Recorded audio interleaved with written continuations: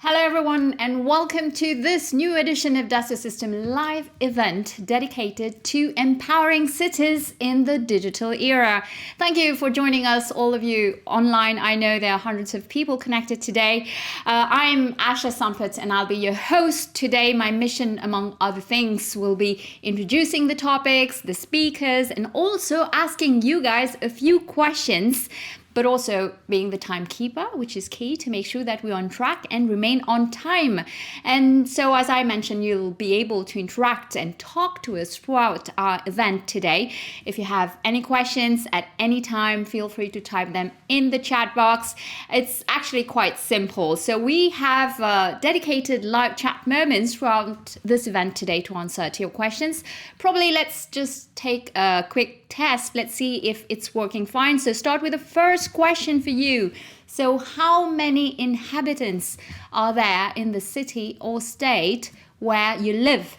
Less than 1,000, more than 10,000, more than 100,000, more than 1 million, and finally more than 10 million.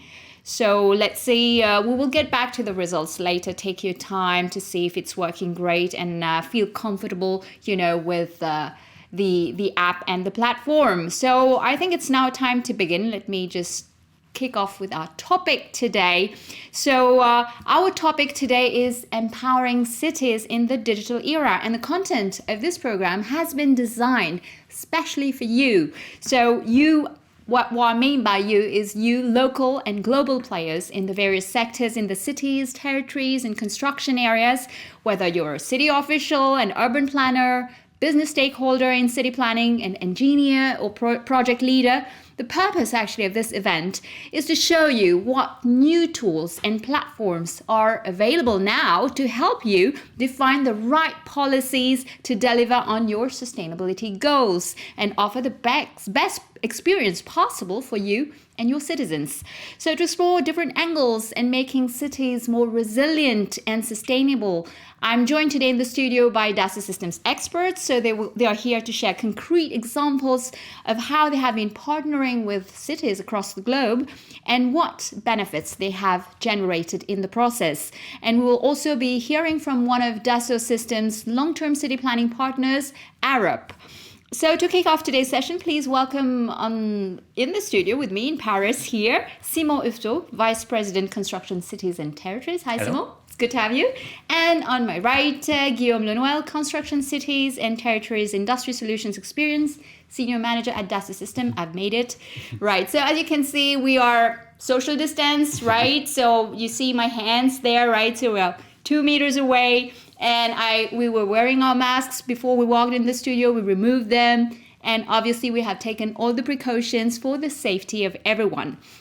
Right, so it's time to begin. Let's start with the global city development trends and challenges right after this.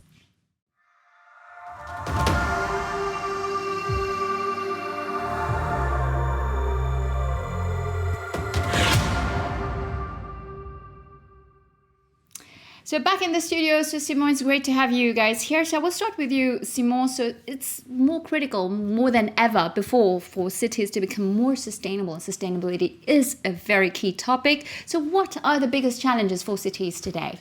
So I think first we need to define sustainability. So we can look at the Sustainability Development Goals of the United Nations, but we will focus today mostly on two topics: CO2 emissions and the consumption of natural resources. And among the challenges, one of them is, of course, a global population, which is going to go more and more in cities. We expect to have 2/3 of the global population being in cities by 2050. And all of this happens in a context. And as an example of this context, we have the 2020 year, which is an extraordinary year with fires, with COVID-19 crisis, with as well a lot of budget constraints.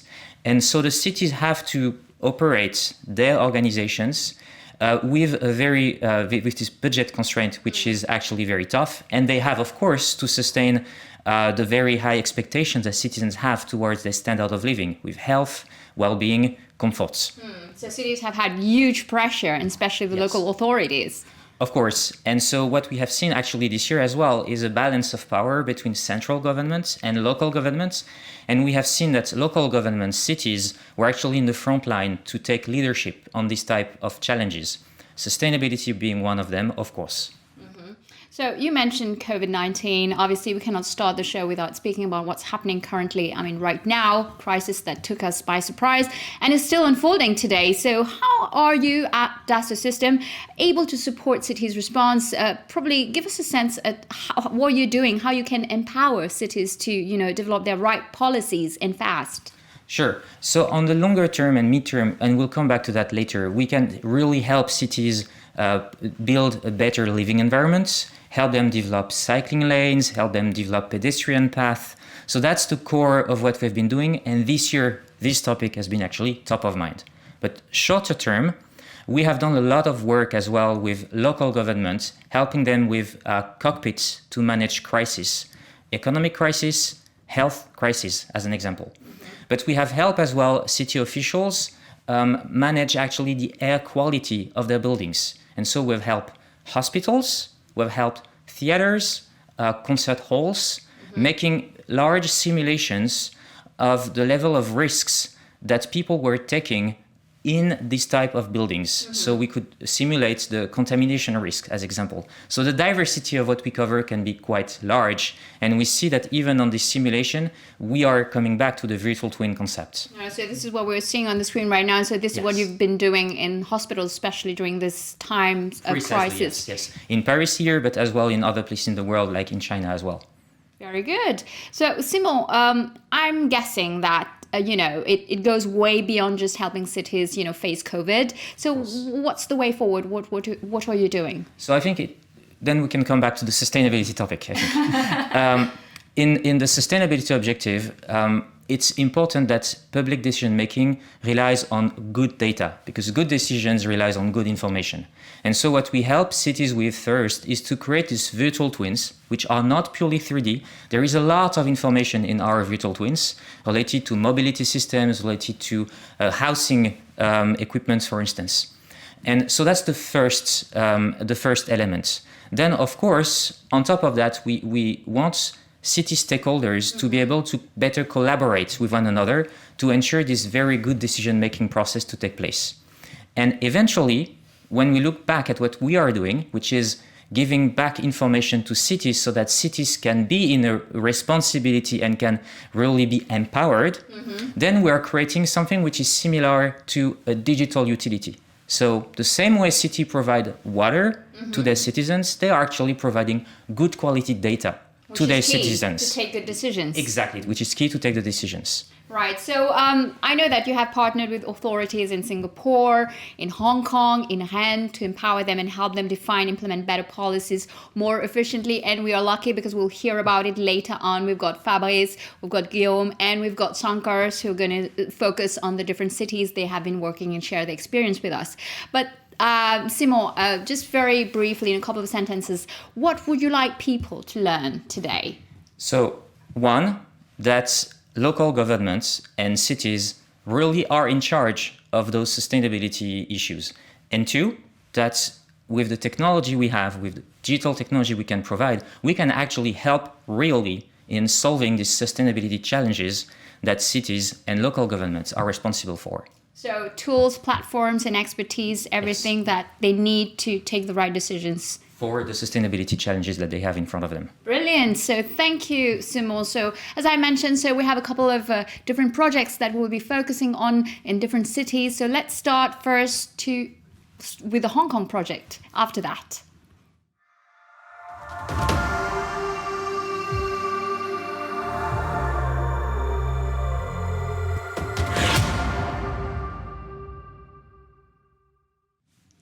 Well, it's now time to welcome Sankar Villupram, who is the Digital Service and Project Leader at Arup, to give us some background. First, probably, let me give you some background first myself. Arup is an independent firm of designers, planners, engineers, architects, consultants, technical specialists, right? Yes, yeah, and all of that. They are working, across every aspect of today's built environment. And Dassault Systèmes and Arup have worked together, from what I know, for the Hong Kong government and as part of its smart city blueprint. So Hong Kong wanted to establish a common spatial data infrastructure, CSDI. So Arup and Dassault Systèmes jointly proposed the 3D Experience platform as the foundation of the CSDI to Hong Kong's planning department to optimize smart city operation and management. But I'm sure Sankar, who is connected with us, will speak better about it than myself. So Sankar, I don't know if you can hear us. Hello there. Loud and clear.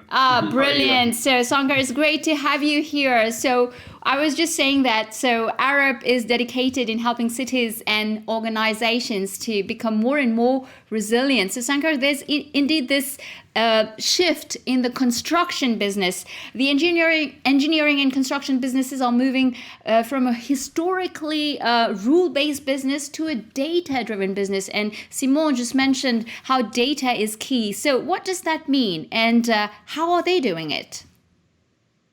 Well, let's start. Construction is nothing a new industry at all. It's not a new economy. The first building is Pantheon, which is almost 113 BD, which is like, you're talking 5,000 years of wisdom. And that's why the rules has been created and it's only been enhanced. It's not digested into, concise platform. But what you're witnessing in the last 30 years or 40 years is these rules are being challenged by data. Even if you consider the climatical changes, the number of earthquakes, number of, typhoons, all these things are telling one thing. Your rules are very old. Your rules are going to change. And if you don't change, this will not sustain. And this is where the artificial intelligence and technology, they're bringing the data into this very old industry filled with all wisdom to come and change according to the future needs. Shankar, but humans and the world economy in general are driven by building more and more things. We're used to that, build things. So how can we build more sustainably? How do you see, the role of local authorities and the public sector in this? Well, our corporate economies are basically driven by greed, if I may say so. That if you did not do more than what you did, if you did not do more than what you did last year, then you're a failure. That's how we've been always taught in the top schools and top universities. But do we really need more? The whole purpose of the technology here is not to do more, is actually to do more with less. That is the real power of the technology. Instead of just improving the efficiency so that you can construct 100 buildings in a short time, could we actually do with 10 buildings and do the same effect? So that is where the real power of the technology comes in. Today's technology is not about collecting data. It is about the simplification of insights. The sophistication lies in the simplicity. So I believe the real power of technology is not yet unleashed, of doing more with less. I couldn't agree more, Shankar. So when we talk about sustainability, is it all about smart cities or are there other kind of criteria to think about? Right. This is my own personal thought. I actually believe in more smart villages and livable cities because COVID has taught us one thing, whether it is Hong Kong, whether it's Singapore, whether it's any cosmopolitan city, which doesn't have basic food produce, who are always depending upon, import of food produce. Suddenly they faced with a challenge like there was nothing left over in the department store from Sydney to Singapore to Hong Kong. Now Singapore is actually taking lead that can I grow potatoes and tomatoes on top of the 80th floor? And this is a real scenario that we would not have imagined last year. So, and this is where the cities are changing and transforming to be self-sufficient and resilient. And these are very important and from a sustainability perspective. It's great to hear that. Arup and 3DS have recently completed a pilot project with the Hong Kong Planning Department. I think we have a video to watch first, and then we get your feedback on this. In shaping a better environment for over 70 years. Working in over 140 countries, our designer, consultant, engineer, and architect provide innovative solutions to clients and the communities that we work in, such as delivering the world's first zero-carbon building and developing the first smart district in the cities of Hong Kong. Dassault Systèmes and Arup recently completed a project for the city of Hong Kong called the Common Spatial Data Infrastructure Built Environment Application Platform. Now, actually, in the 2017 policy address, the Hong Kong SAR government promoted the establishment of what they call a common spatial data infrastructure in order to make use of innovation and technology in improving the efficiency of the city operation and improving quality of life. These 10 projects comprise 4 areas. Firstly, urban planning and land use, such as we test the walkability and urban design. Second, engineering and infrastructure, such as visualization of underground space, underground utilities. And thirdly, is about the environment and conservation. Lastly, is to test some work processes, such as we establish workflow management plan. The success of this built environment application 10 cases demonstrate that this would be a very useful tool for the government, the private sector, and academic to collaborate in implementing the city of Hong Kong as a smart city in terms of operation and management. Arup domain expertise translate the Dassault System platform into real value for the built environment. And the Dassault System enable Arup to provide more innovative solutions to our clients, and also in leveraging the digital twin as an asset on this 3D experience platform as a unique collaborative tools. We actually create new business model and provide new services for both the Dassault System and Arup. Wow, brilliant project. Nice to see the video. Before I get back into the discussion on what we've seen in the video with Simon and Shankar, I would like just to take a look at the survey. So what did you answer to the first question? How many inhabitants in the city or state where you live? So you were 43% to answer more than 1 million. That's brilliant, fantastic. So we have big cities watching us. So, but we also have 20% in more than 10,000 people, which is also great to have like small size cities. So that's brilliant. Thank you guys for participating in this survey and sharing your views with us. So let's get back to what we've just seen in the video. So Shankar, I hope you're still with us. Yes? Yes, I'm here. Brilliant. Thank you. So Shankar, this is a fantastic project. So I think you guys must be proud from this partnership. So what are you proudest of in this project, Shankar? Oh, well, personally for me, it is great to see Hong Kong to be leading that data-related initiative and a city that is actually being driven by data. Of course, there is always a small pleasure that we are doing better than Singapore. That's a nice word, right? Yeah. We will see later the virtual Singapore project that we have done as well. Okay, I was getting back to you, Simon. So what do you think? No, I think what I'm the proudest of is probably the Arup partnership itself, and as well that we have been able to demonstrate some very actual cases like how to better improve the experience of pedestrians. Those are actually very advanced use cases, and I'm very proud that we have been able to demonstrate these kind of things using the detailed virtual twin and using as well the collaboration capabilities. Oh, that's brilliant. So a lot of people are saying that there will be a before and after, this year 2020 is very special with COVID. So what do you think are the biggest insights for cities and the construction business overall? I'll start with you, Shankar. I think for us talking about Hong Kong perspective, actually, we've done extremely well on the construction side. Just in the last 4 months, there are more than 50 billion Hong Kong dollar worth of contracts been awarded. Not just only awarded, but they've been going on a hyper speed, actually. And that actually should give the credit to the city. Being a resilient city, they drive completely all their decision-making based on data. And so that is actually good to see. Without these data, the way they collect the data, they assess the data and make sure that these are really converted into insights and actions. So construction industry definitely in Hong Kong and mainland has been definitely going extremely well, purely data-driven. And from your perspective, Simon? I would say this year, I think we have all learned to work differently. And we have been working in every sector for everyone. And right now we are actually connected with the opposite side of the world from Paris. So it's a proof that we have learned to work differently. And I think this has impact on how people work with one another. So how they collaborate, how they can lead projects, not being in the same place, but being in remote places.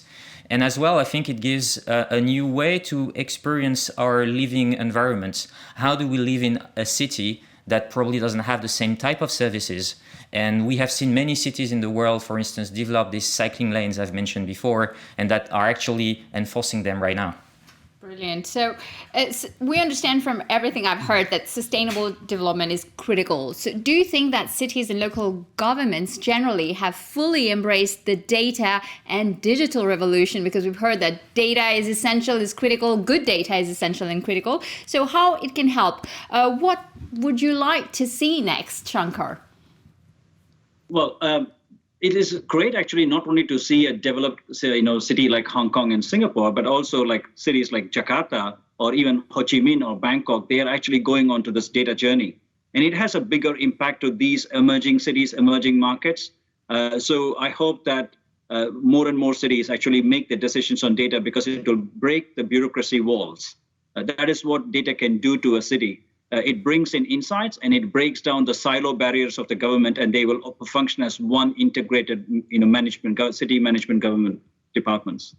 Simon, I think we couldn't agree more. Yeah. I was about to say that I will struggle to complement what Shankar has said, because it's very precisely said. Well done, Shankar. What I could add is that this level of maturity of the cities and the city officials probably will grow in the next few years. And so people will understand more and more the usage of data. And maybe they will speak a little less about smart city, but a little more about livable cities, a little more about resilient cities, sustainable cities. And hopefully the digital technology is an enabler for this type of transformation.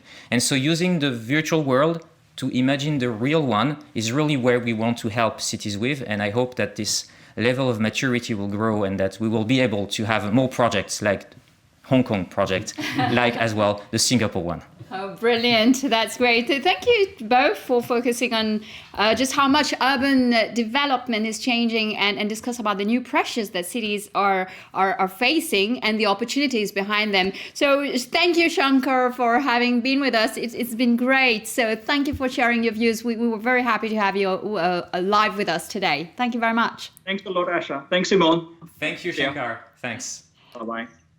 Right, now time for our next session on Empower Urban Development and Ecosystems, right after this.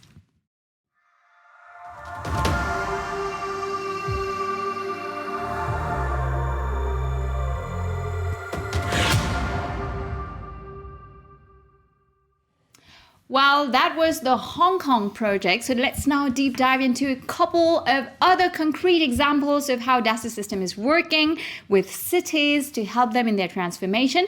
In our next session, Empowering Urban Development and Ecosystems, Guillaume Lenoël, who is with us here in the studio, who has been leading the project to support Rennes. Rennes, which is a city here in France, very beautiful city. So you have been working on that to help Rennes in its transformation, and you're going to show us what's been going on. So we are very happy to have you. Hello, I'm very pleased to be here today to explain how we're working with Rennes. Great. Guillaume, before we start, probably let's just ask our audience here another question, and we can discuss later the results also. So the question is, how do you improve multi-stakeholder collaboration in cities, towns, and regions? So answers are various. So develop cross-organization working groups, ensure citizen involvement in decisions, secure and share quality data for all, and finally, strengthen project management practices. I will be tempted to say everything. So, okay, we'll check the survey later. So, Guillaume, let me get back to you. So, the Rennes city, a city I'm really fond of personally. So, it has been an incredible journey. Yeah, I'm going to explain and give you some concrete examples of how we help cities transform towards become more sustainable. By using the 3D Experience platform, they are able to define the right policies and rely on their ecosystem to implement them. That's something key. In fact, Rennes is one of the major cities in France. In the recent European ranking, it was even 10 for the quality of life of the citizens. We've been working with them for 5 years to help them, again, become more sustainable, resilient, and attractive. And I think maybe they want to do better than Singapore also. We're going to run a competition, between the cities to see who does best. And most importantly, maybe they want to keep a citizen-centric approach anytime, because it is a key priority for them. Let me share a video. Right, so we have a video to show that. Let's take a look.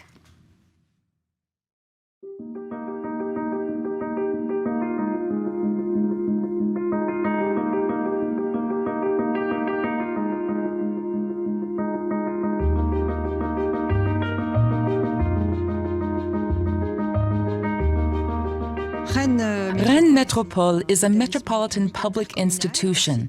It's a city with a very strong innovation ecosystem, particularly in the digital domain. Rennes Métropole needed to address the complexity of the city and to be able to work with all the region's stakeholders using an innovative tool. Today, in the city domain, unfortunately we tend to think in silos.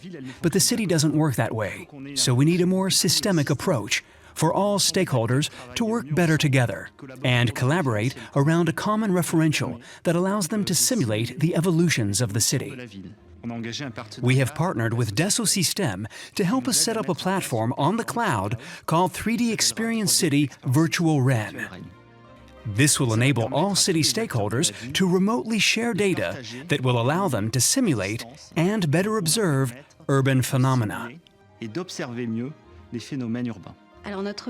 Our goal is to create a digital twin of the city, an intelligent digital model based on geometric and topographical elements, demographic, mobility, and health data, and all other systems.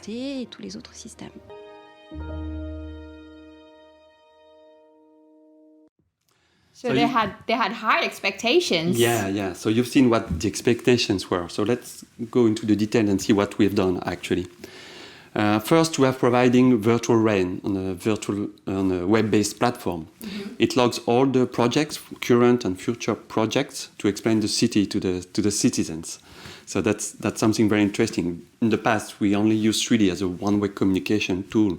Today, our virtual twin is really gathering all the information from all the systems and having it at different time frames also. So this allows involving the citizens at the whole steps of the design process. You mean at an earlier stage, engage them in the conversation? From early stages to the real definition of the processes. So in fact, we really outperformed the expectation using virtual RAIN. It was really interesting with this.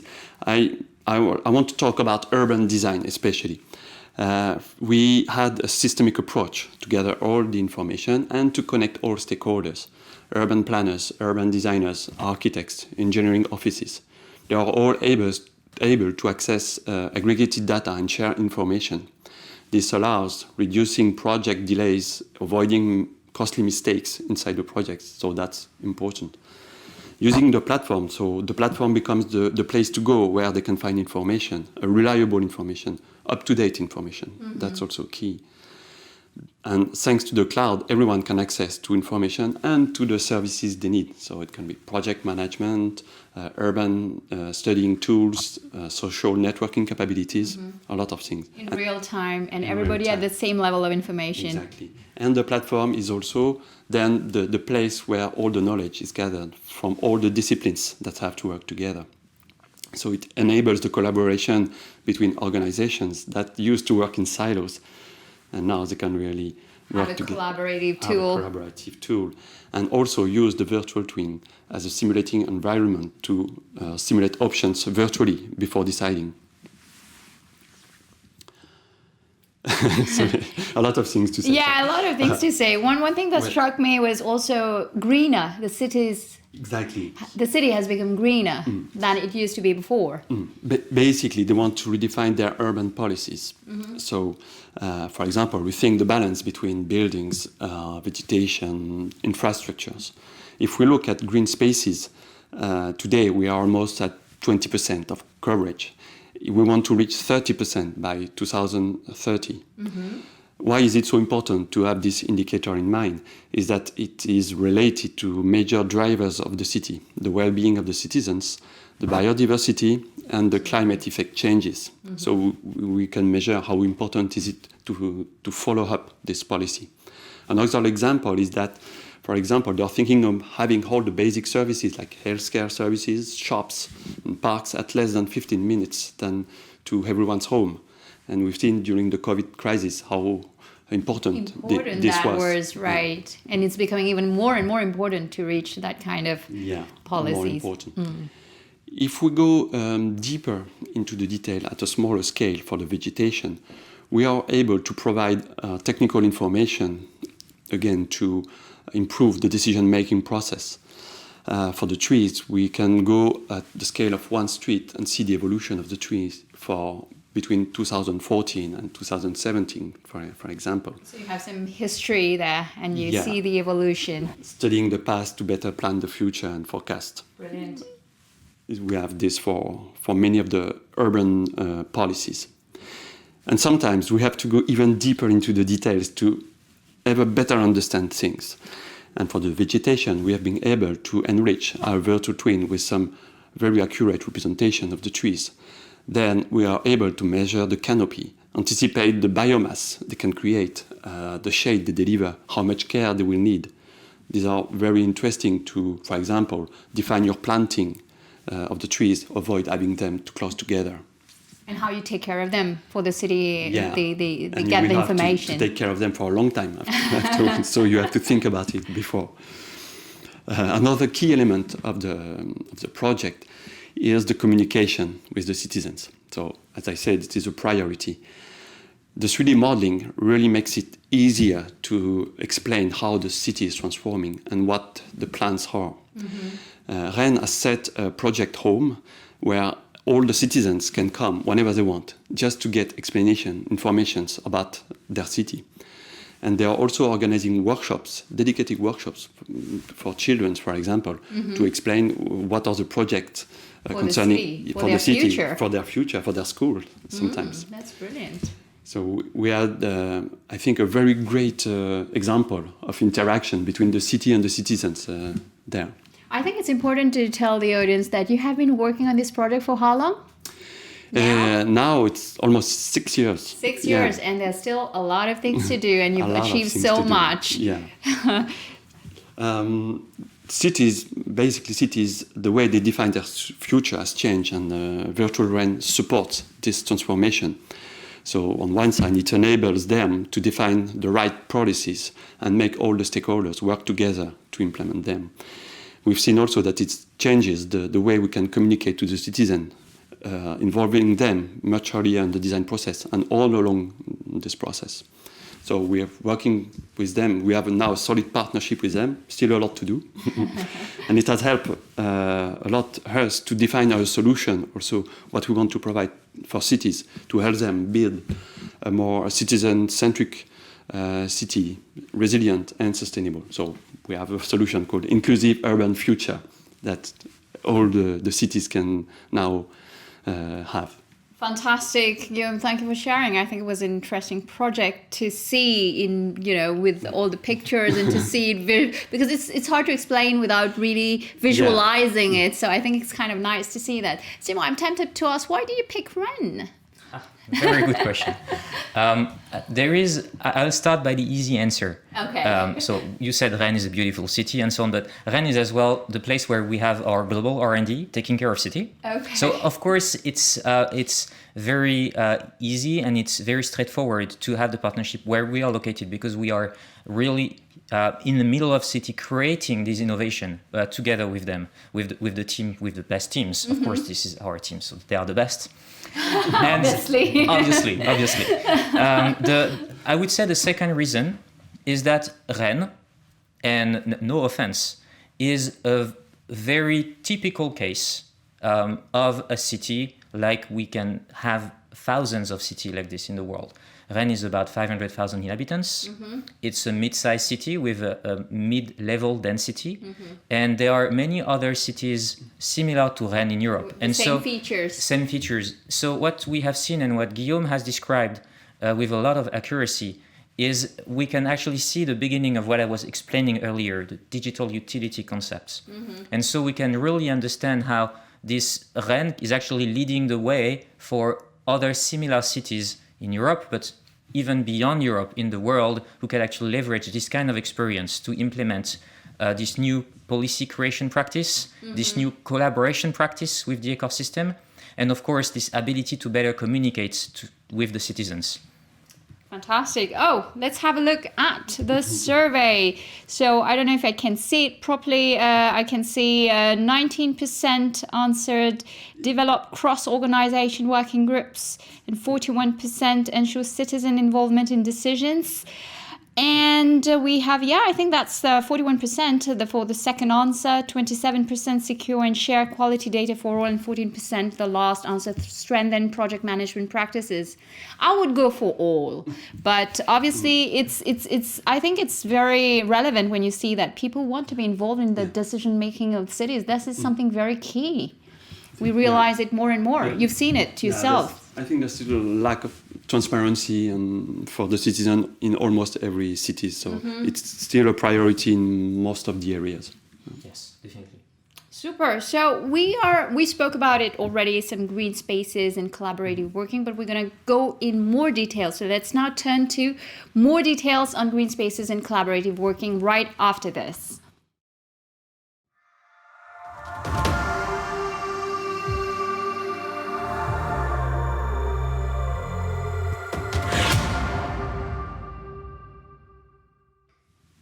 Well, now we're going to see how cities define better policies for more energy efficiency and more sustainable mobility. To give us more insight into the power of the virtual twin we've heard a lot and the free experience platforms, please welcome Fabrice Servant, who is the Construction Cities and Territories Solution Experience Senior Manager at Dassault Systèmes. Fabrice, how are you? Can you hear us? Very well. It's good. Where are you based, Fabrice? I'm based in Lausanne, Switzerland. Oh, great. So it's beautiful too. Right. So Fabrice, before we start, probably let's take another survey for the audience here. So the question is, what sustainable actions would you like cities to accelerate in 2021? Or what would you like to see in cities in 2021? Simply less cars, more energy efficiency, more digital communications, more cycling or pedestrian routes, or more green spaces. I'm not going to be very original. I think all of them is great. Well, I'll give you some time to answer to this survey. I think it would be interesting just to discuss that later on. So Fabrice, welcome. So it's great to have you with us. In a nutshell, what would you say is Dassault Systèmes' main role in helping cities map out a sustainable future? I know it's a big question. It is. So our objective is simple. We want to help authorities to improve citizens' lives. And that means to help them transform their cities, to develop better policies, to adapt to crises, and to ensure a more sustainable future. So we keep hearing about climate change, and it's in cities that it can be solved. You know, I like this image of Singapore because you can see everything in the same picture. You have the industrial area on the left with the harbor. You have a business center in the middle. You have housing on the right. You have commercial buildings at the first level, and even museums and sport. And so you see, cities are complex environment, and running multiple projects at the same time can be very complicated. So one of the aspect beyond project management is to help agencies and technical departments to better communicate with the city council, and then to make them understand what's at stake and help the city representative to engage with the citizens. That goes back to the previous survey. So for policies, it's also the same story. Policies are very abstract. It's more abstract than drawings for a construction project. And so we want our solution to provide 3 pillars to help authorities. One is going to be a collaborative platform to host their common data environment, a project management application to drive their projects in the context of their data, and then a powerful visualization module to help understand the complete situation. And that's what we call the 3D Experience Virtual Twin. And that makes possible to all stakeholders to share data, access data, reliable data, which are up to date continuously, to collaborate during the entire process, and to spot and solve issues. And so with industrial customer, we saw improved productivity from 25 to 60%. And that's the type of productivity that is improving the well-being of agents. So that's also a good thing. All right. So Fawaz, what are the biggest challenges that cities have to face, and how do you overcome them? So I think the biggest challenges is time, in fact, because you have to manage constantly the short time and the longer time. So on the short time, you see the way you have to react to crisis. So we can see a lot of new cycling lanes flourishing everywhere. And then on the long term, you have to cope with causes and results of climate change. So if we want to look at metrics, I think it's always important to look at that. If we look at the greenhouse gas generated to create energy, we can see that there are three levers on which cities can play. So the first one is buildings, which is the main part, more than 50% of the emissions. Then you have transportation and logistics, which is between 30 to 40%, depending on cities. And then everything else is waste management, 10 to 20%. So for instance, if you take Rennes City, they were facing huge traffic jam at rush hour. So they consider adding a metro line, which is very costly. It's also use a lot of energy. And then the research we saw when we were working with them is that just a small percentage of extra cars is causing that. So they did two smart things. First, they changed the university start times, which was very popular among students. And then they appealed people to do carpooling. And so they communicated in a very responsible manner with citizens, and they were able to generate the right shifts in behaviors. And so you see, cities are very smart. They always had to be smart. They always had to anticipate, to transform, to adjust to new issues. Managing a city is not a static process, but they need to transform in a coordinated way.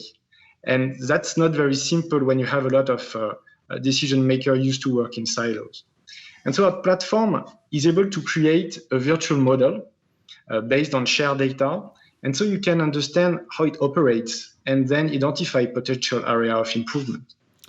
Fabulous. You mentioned energy. So let us focus for a minute on clean energy efficiency, which is a major sustainability and budget consideration for individuals, corporates, public utilities, public buildings. So you are working with several cities on ensuring more energy efficiency. So probably tell us a little bit, what are the solutions and services that you're offering to them? Yes, energy consumption is a big problem. It's a big budget. But the problem is that for private homeowner, it's a bit of a different story. Because the investment that you need to generate savings, if you want to change your window, insulate your walls, put a central temperature control, it's an important investment for a private homeowner. And it will generate returns only after a few years. So usually people don't do it. So that's why you need to incentivize. So we worked with a company named Énergie Demain, and they were doing an analysis at a very granular level. First of all, they were analyzing energy losses for every building. And then they were looking at the solar potential for all the buildings. So that way, you are able to manage a bit better you are able to know exactly which building needs to be upgraded. And after that, you can aggregate all this data at the level of the territory. And then you can see which area you need to focus on, because incentives, they require money. Basically, it's a cost for city. And so you need to be a bit careful of, and you want to target that to the right areas. So that's what we can see on the map here, when you have the red area where you should focus your incentives. And that's the platform, once again, which is helping you to aggregate the different results and analysis and to take the best decision. Right. Famai, so we spoke to Shankar earlier on the Hong Kong project, but Dassault Systèmes was also actively involved in Singapore's rethink of their mobility policy. Probably can you tell us a little bit about the key issues, how you tackled them? So we went to Singapore. So I stayed there for 3 years working on the virtual Singapore project, so I know that a bit well. So the thing is that in Singapore, they started, the video you're going to see is 2016, 2017. So they started to work on cycling lanes because they have different issues. Health is a big problem in Singapore because 30% of people have diabetes. So here we are using the virtual twin that we built with them. So where you can find, of course, everything related to the point of interest. We can see also some social data. Here we are displaying the price of the different of housing here in the area. And so to improve health, they wanted to promote active mobility, either walking or cycling. So if you live there and you want to go to the nearest swimming pool, then if you want to take your bike, we are going to run an analysis of is it safe or not, because that's one of the main questions. Is it safe? And even though today traffic jam are very well managed in Singapore, it was designed for car. And so initially the trip to go there was very dangerous. And so that's why they started to build cycling lanes. And now you see that, for instance, for this trip, it's fully safe because you can travel from one place to another just following cycling lanes. The thing is that this it not only stop at this level where it's at the macro level, you also have to work at the micro level. And here we are also looking at how to adapt the housing. So the ground floor usually in social housing it's a void area that was saved to be able to for the other usage. And so here we are also using the virtual twin to be able to place very sophisticated bicycle racks, so we can put two levels of bicycles. And so what's important is that, in fact, in Singapore, they were doing that some years ago, and now you can see that there are plans everywhere to do cycling lanes, and COVID has just accelerated that. Mm-hmm. Harry, so you probably have a message for Shankar, who thinks his project is more exciting and better. I'm kidding. Well done. That was brilliant. Thank you for sharing that, Fabrice. Probably let's take a few seconds to look at the survey results, what the audience have answered to the question, what sustainable actions would you like cities to accelerate in 2021? So we have 32% less cars, more energy efficiency, 29%, 22% more green spaces, and for the rest, right, more digital communications and more cycling, pedestrian routes. So that's pretty much it's not surprising, I think, to see less cars. That's a big issue. Yeah, 32% is quite high, I would say. Oh, yeah? So most likely maybe the people attending are not representative, or as they are not driving currently, they are okay to click on less cars. But maybe if they were driving, maybe they will not click on less cars. But I agree, less cars, less cars, less cars. I don't drive, I don't care. What's also pretty interesting, if you look at that, is that you see how balanced you have to manage things. Mm. It's not just one solution that's going to solve everything. You have to work in different axes. And the good thing from that survey is that people believe that they have enough digital communication. That's good. Thank you so much, Fabrice. It was great to have you. So are you staying with us for the Q&A? Maybe, I don't know, you can stick around if you don't have other things to do, but we're happy to have you. So let's now move on to the Q&A session. This is great because we can see there are lots of questions that you guys are sending. Keep sending them. And we will be back right after this.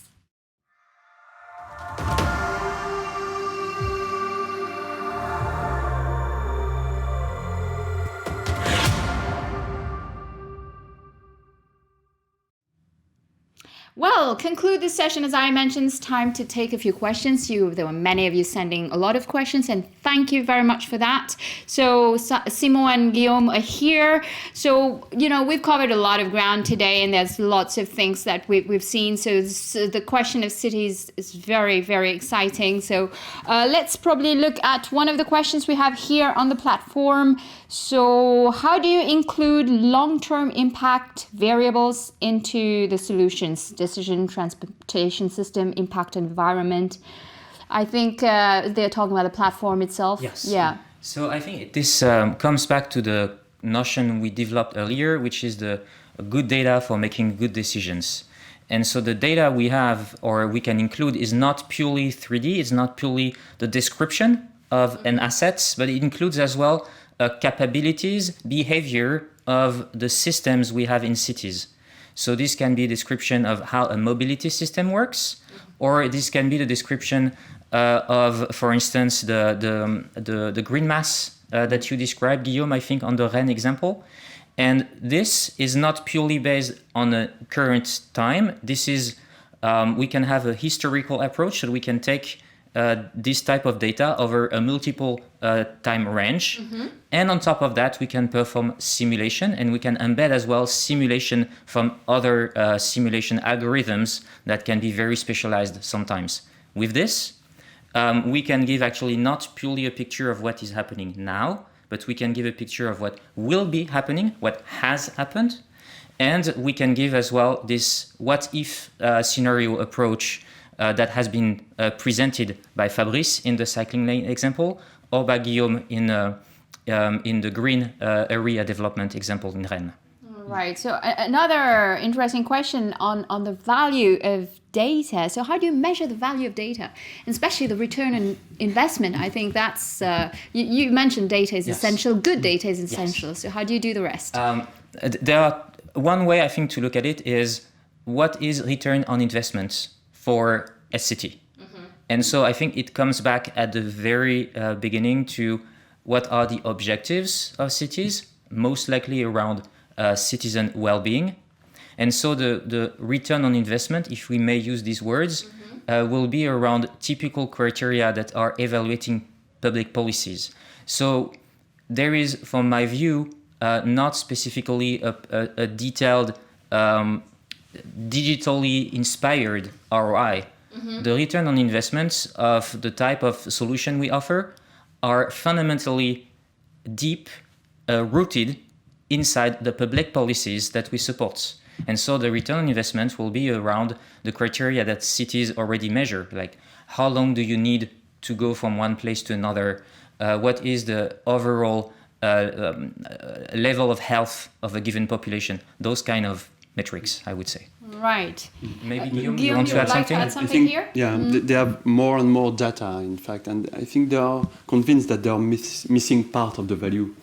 And so they think that having some new tools to help them get this value that is somewhere in their services, but they can't get it. So that's something we are really able to provide. Well, that's brilliant. Questions on reducing CO2 emissions in cities. So to reduce CO2 emissions in city is largely dependent on reducing the number of cars. We spoke about cars. So how can cities, help? You can help cities in this transition. Where do you think you can add most value? Okay.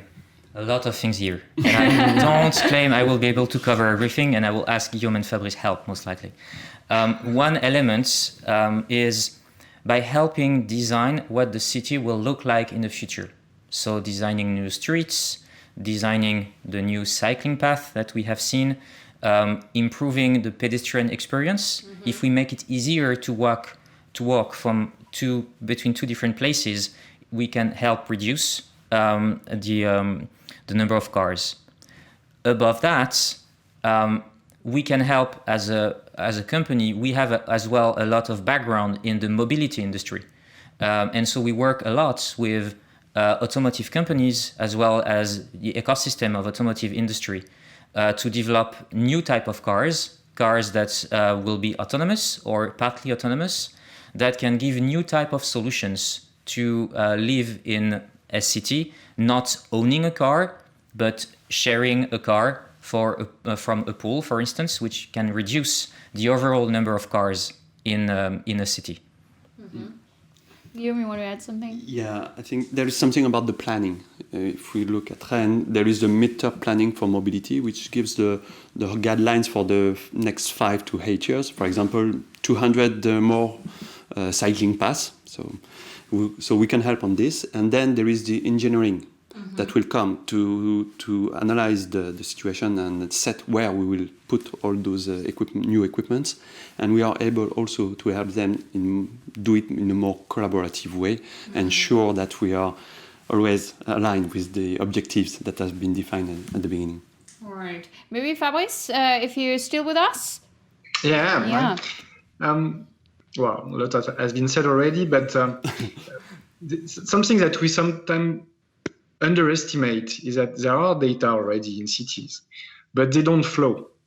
And so, for instance, sometimes you can have data based on car traffic, which is on somewhere, and you have information about the public transport, which is somewhere else. And if you really want to tackle the transport issues, you have to recombine them. And you also have to take some new services into account. So if you don't have a workplace to aggregate all that, complicated to take decisions.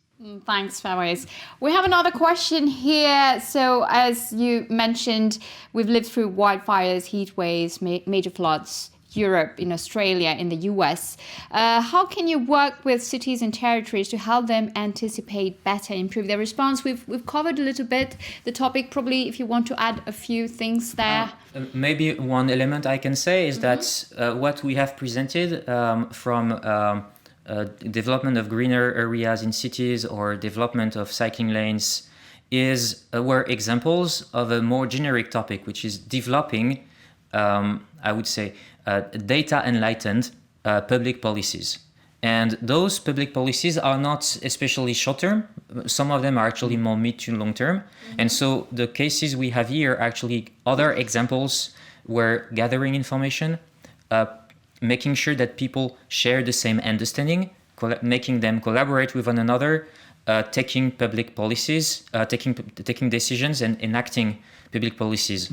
And in the meantime, if more simulation is needed, if more stakeholders involvement is needed, that's typically the type of exercises that we do with the 3D Experience platform. Right. So did it happen before that people or some departments were reluctant to use the platform? I have a question that was based on that. I can't see it anymore, but was there somebody asking, for example, if, We work as well with police forces. So we actually call the police and we ask them to enforce the usage of the platform. Because the police force also uses the platform, right? No. So coming back to a more serious answer. A collaboration platform, of course, requires people to participate. Voluntarily. Here, there is an incentive. First, we work with cities. And so we are not promoting a Dassault Systèmes platform in the middle of an ecosystem that is not expecting us. We are actually a third-party partner of the city, and we are a trusted third-party partner. And so the city itself is enforcing the usage for collaboration of for their benefits. And so third party of the cities, actually, they use it because everyone else uses it as they want to work with the cities. Right. So we are almost at the end of the show, and I will take one last question. Probably, what do you see, all of you, Fabrice, Guillaume, and Simon, what do you see as the priorities for 2021? To make cities more sustainable. What is your wish list? What would you like to see happen? For me, it's less cars, obviously, but who cares? I listen to you guys. I am Dassault Systèmes, so I like, of course, to see more virtual twins projects of cities. More seriously, again, I would say there is a great potential for using digital technology for solving some sustainability challenges, and we have presented some example. So I really wish that we could see more of those examples in the world about development of those new ways of displacing people, for instance, moving people from A to B.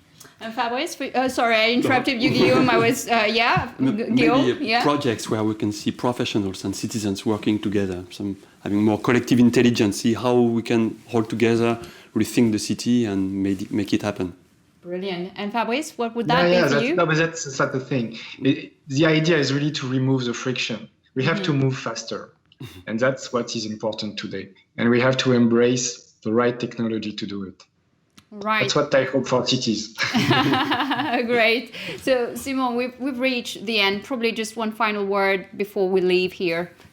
I think what we wanted to present here is really examples of how digital technology can actually help sustainability issues. It's not a short-term journey, it's a long-term journey. And to everyone who are listening to us, I hope they have understood that Dassault Systèmes is actually here to help them. Brilliant. I think the message is clear and neat and loud, right? So that brings us to the end of the Q&A session. Thank you to all of you for your questions and for being with us today. I have a couple of announcements to make. So the replay and the key takeaways of this event will be available in a couple of days on the platform on the freeds.com website. So don't hesitate to ask any, demonstration with Dassault Systèmes teams of experts. They are always available to show you what they can do. Thank you very much to all our speakers today. Shankar, who's not here with us, but thank you, Shankar. Simon, Guillaume, Fabrice, all of you, thank you very much. It was very insightful. I learned a lot of things myself on cities today, so that's brilliant. And of course, if you want more information on construction, cities, territories, please visit Dassault Systèmes website. You can follow the link on the chat that you can see right now. And also Dassault Systèmes teams and speakers will be glad to follow up any questions that were not covered today because of time. So it was a real pleasure to spend this hour with you this morning or this afternoon, depending on where you are. And we hope that you enjoyed this program. We hope to see you again. Until next time, goodbye. Thank you, Asha. Thank you. Bye-bye.